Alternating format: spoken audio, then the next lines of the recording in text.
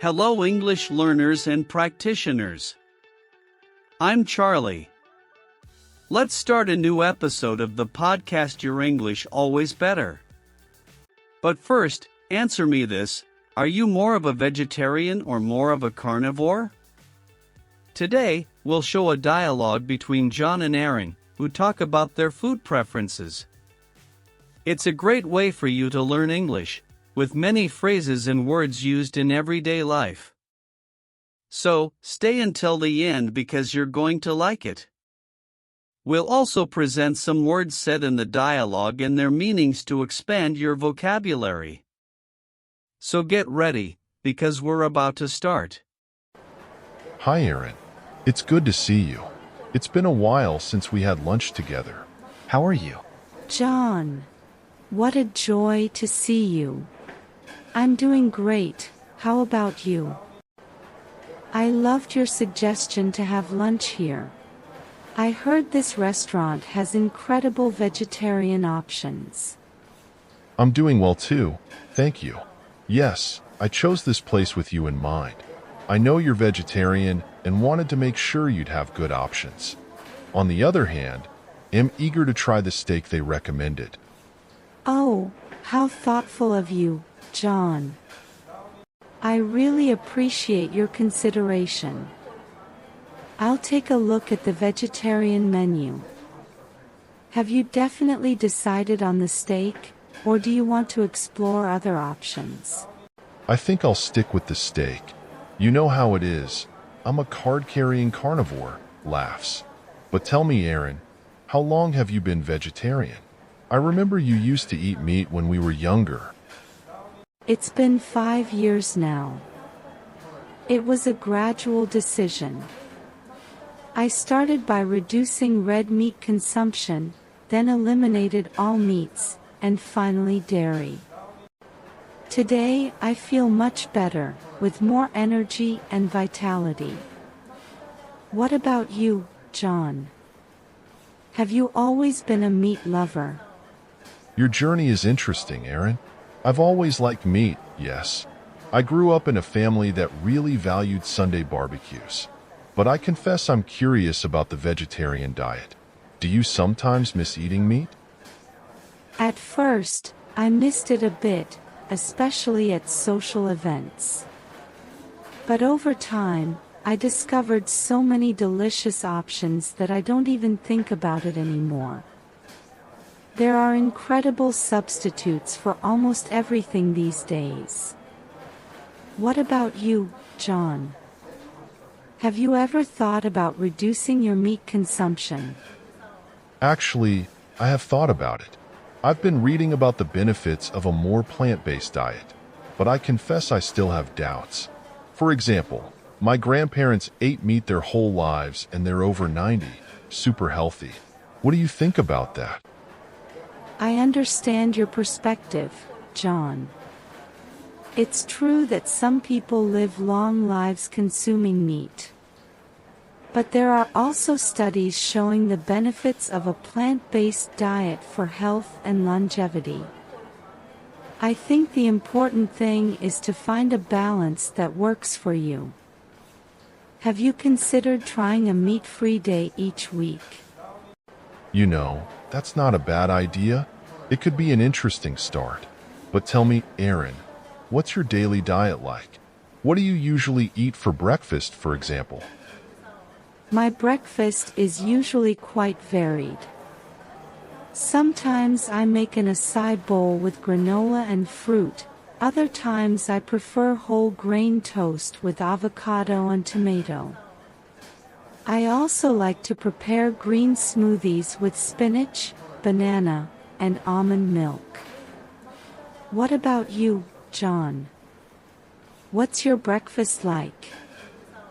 My breakfast is pretty traditional. I usually have scrambled eggs with bacon, toast, and a glass of orange juice.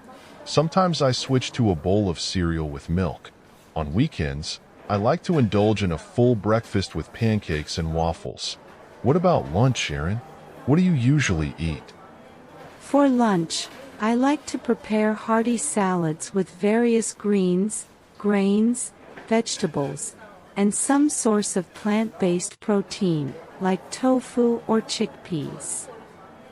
Sometimes I make whole grain wraps with hummus and veggies or experiment with international vegetarian cuisine recipes.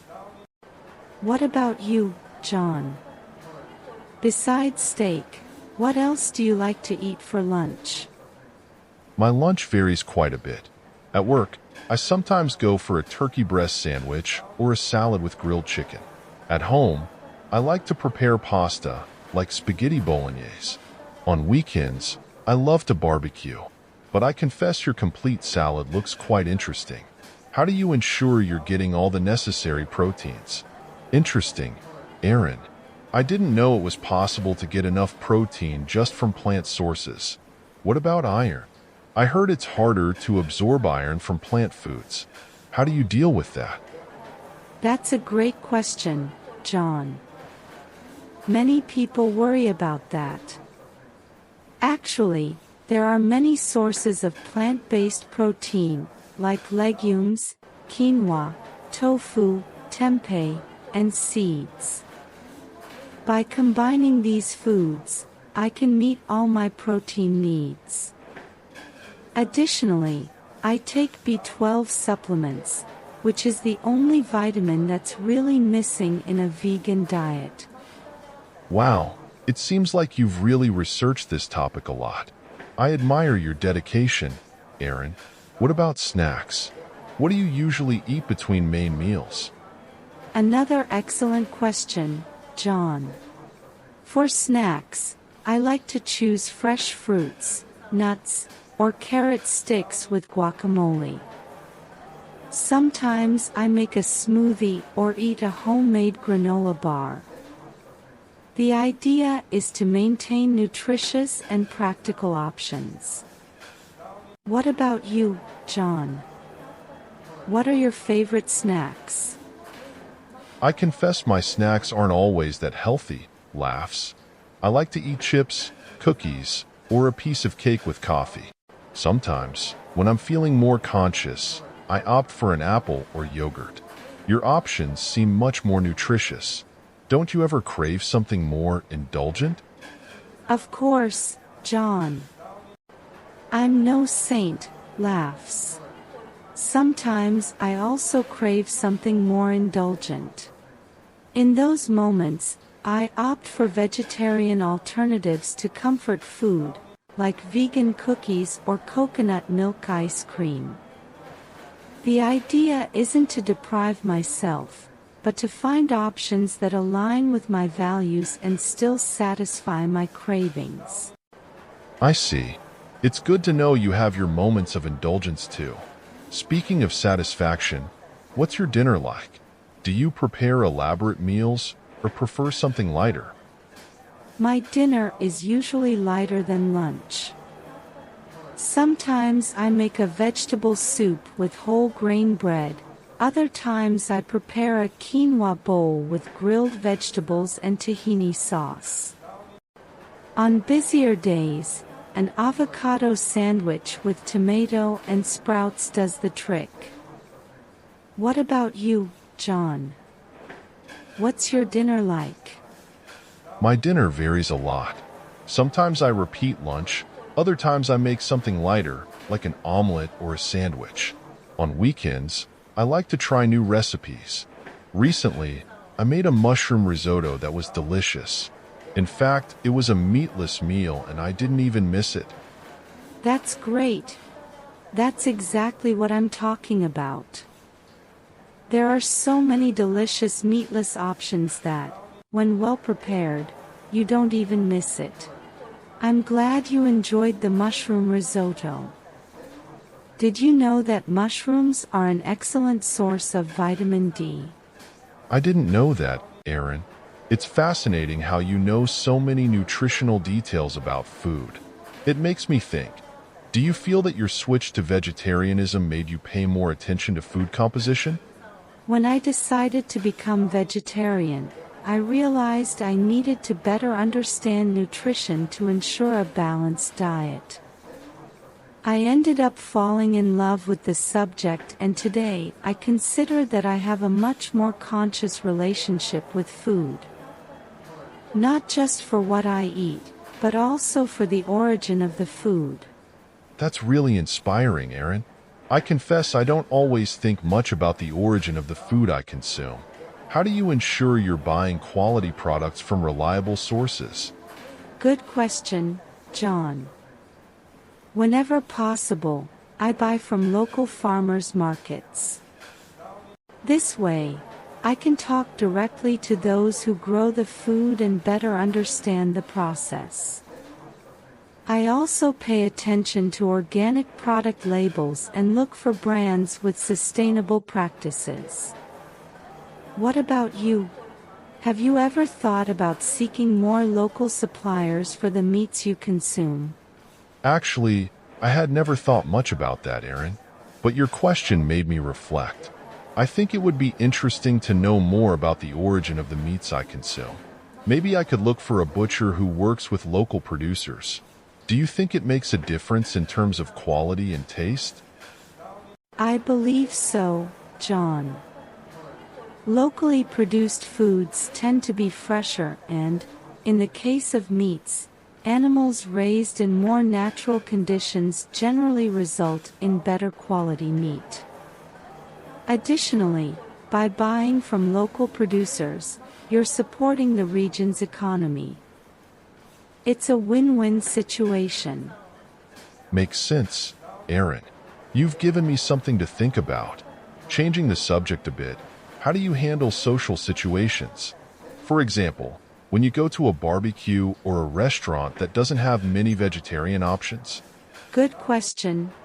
At first, I confess it was a bit challenging. Nowadays, I always give advance notice about my diet when I'm invited to events. At barbecues, I usually bring vegetarian options to share. In restaurants, I can generally adapt a dish from the menu. The key is communication and a little planning. And speaking of food, I think our dishes have arrived.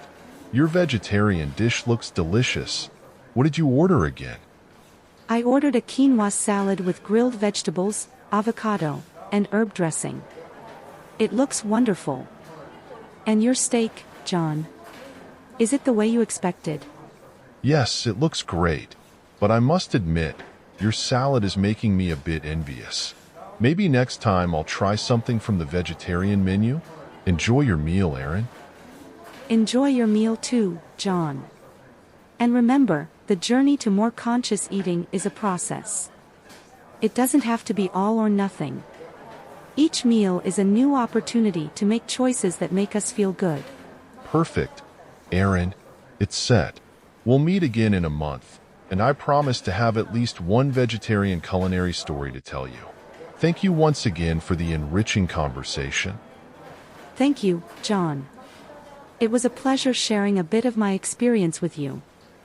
I can't wait for our next meeting. Until then, good luck with your culinary experiments. Wow, tell me, are you more on Erin's team or John's team when it comes to food? Comment below, so you can practice your English right away. Now, let's highlight 3 words used in the dialogue to expand your vocabulary. Here we go. First word, indulgent. Meaning: something that allows satisfaction or pleasure without restrictions, often referring to foods or behaviors that are considered a treat or a guilty pleasure. Example sentence: she decided to be indulgent and ordered the most caloric dessert on the menu. Second word, bolognese. Meaning: a meat sauce for pasta, originating from Bologna, Italy, usually made with ground meat, tomatoes, onions, and herbs. Example sentence: the chef spent hours preparing the authentic bolognese sauce for dinner. Third word, carnivore. Meaning: an animal or person that feeds mainly or exclusively on meat. Example sentence. Despite trying to reduce his meat consumption, he still considered himself a carnivore at heart. That's it, dear English learners. If this content was useful to you, take the opportunity to like the video and subscribe to the channel. Go ahead and write in the comments about what kind of topics you want us to make videos about to help you learn English. Wait until the end of the video to see suggestions for other podcasts that will help you improve your English level. Thank you for being here. We'll see you in the next videos.